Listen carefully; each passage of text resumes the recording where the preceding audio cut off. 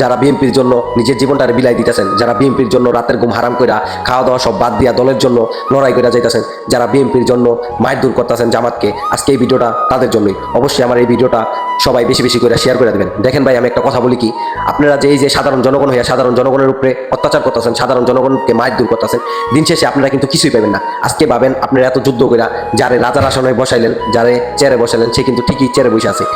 যখন by chance যদি আজকে না হোক কালকে বিএনপি যদি দেশ ছেড়া পলাই যায়, বিএনপির লিডার যখন দেশ ছেড়া পলাই যাবো, সে কিন্তু ঠিকই অন্য দেশে বাড়িঘর করে লইছে।